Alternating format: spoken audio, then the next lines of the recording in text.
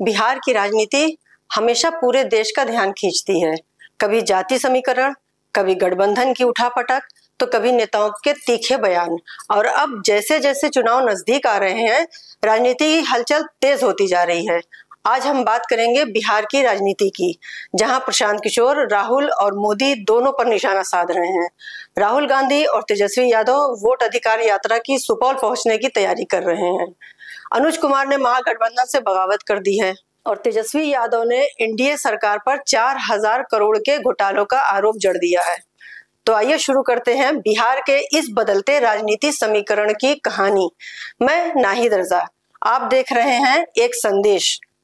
अगर आप हमारे चैनल को पहली बार देख रहे हैं तो प्लीज पूरा देखिएगा और उसे सब्सक्राइब करना मत भूलिएगा, और साथ ही एक लाइक एक शेयर जरूर करिएगा, जिससे हम लोगों का हौसला बढ़ेगा और हमारी टीम को हौसला बढ़ेगा। चलिए शुरू करते हैं। चुनावी रणनीति से नेता बने प्रशांत किशोर, जिन्होंने जन स्वराज पार्टी बनाई, लगातार जनता के बीच जाकर प्रचार कर रहे हैं।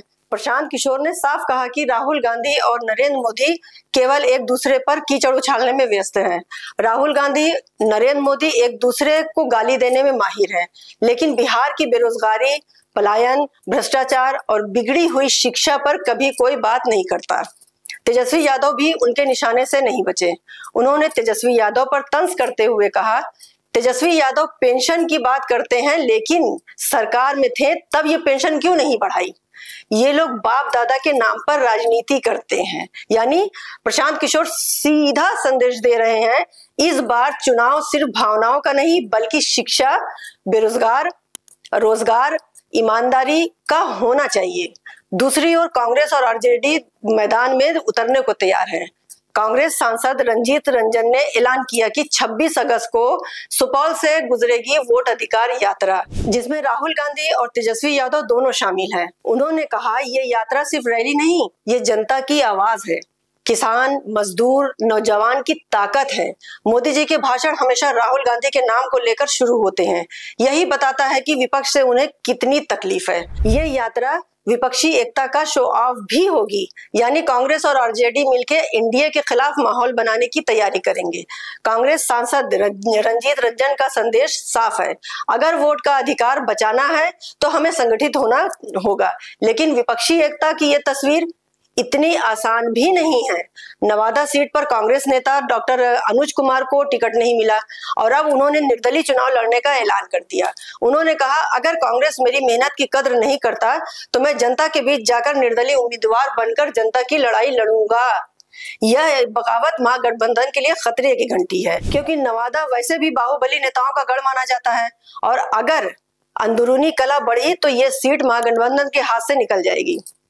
अब तेजस्वी यादव की बात करें तो उन्होंने बिहार एनडीए सरकार पर सबसे गंभीर आरोप लगाया है। उनका कहना है कि सरकार ने एसआईआर यानी स्पेशल इंटेंसिव रिवीजन के नाम पर जाति और आवासीय प्रमाण पत्र बनाने के लिए लोगों से लगभग 4000 करोड़ रुपए वसूल किए। उन्होंने क्या कहा, आप खुद ही सुन लीजिए।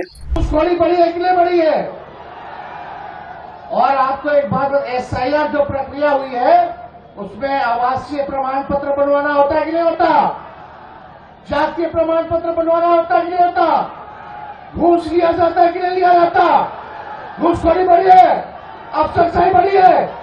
अब तक केवल एसआईआर के प्रक्रिया में ही 4000 करोड़ रुपए, कितना?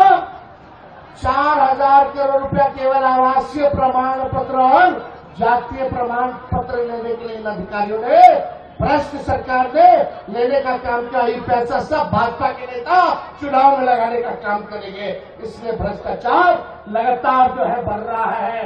हम लोग की सरकार आएगी तो भ्रष्टाचार मुक्त, अपराध मुक्त सरकार जो है हम लोग जो है देने का काम करेंगे। तेजस्वी ने वादा किया कि जनता उन्हें मौका दे तो वो बिहार को अपराध और भ्रष्टाचार से मुक्त शासन देंगे। तो दोस्तों, एक तरफ प्रशांत किशोर हैं जो नेताओं से को चुनौती दे रहे हैं, दूसरी तरफ राहुल तेजस्वी की वोट अधिकार यात्रा जो विपक्षी एकता की ताकत दिखाना चाहती है। लेकिन नवादा जैसी सीटों पर बगावत विपक्षी खेमे को कमजोर भी कर सकती है और एनडीए पर भ्रष्टाचार के गंभीर आरोप हैं, चुनावी माहौल को और भी गर्म कर रहे हैं।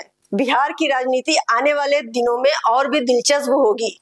अब सवाल ये है, क्या जनता इस बार पुराने समीकरण को बदलेंगी या फिर पुराने चेहरे को एक बार फिर सत्ता पर कुर्सी पर लौटाएगी?